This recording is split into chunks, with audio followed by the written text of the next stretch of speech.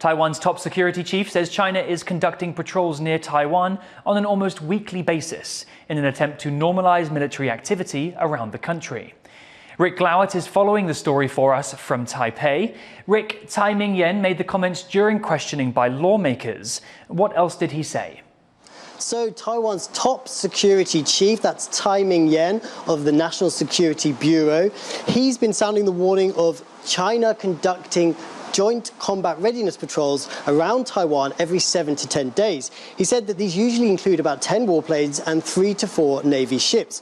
And he said this was all part of China's efforts to normalize military activity around Taiwan and part of a multi-front effort to push the country to accept its claims of sovereignty over Taiwan. Tsai also said that Taipei had been in constant communication with its international allies on whether there would be military action by Beijing, but he said there were no signs that war would break out. Now, we know tensions have been rising between Taiwan and China following last month's incident off Jinmen that left 2 fishermen dead. Is there any indication that the dispute over the incident will be resolved?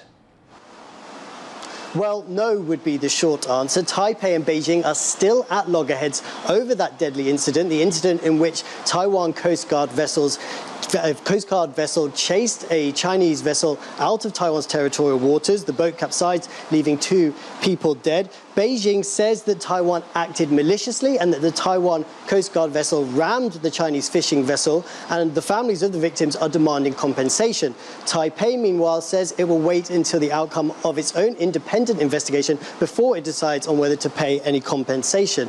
Now, in a sign of how tense the situation still is in Jinmen, there were concerns raised over the weekend when it appeared that there was a cluster of 60 Chinese fishing vessels very close to the islands of Jinmen. That appeared to be a false alarm, but yes, tensions across the strait remain high.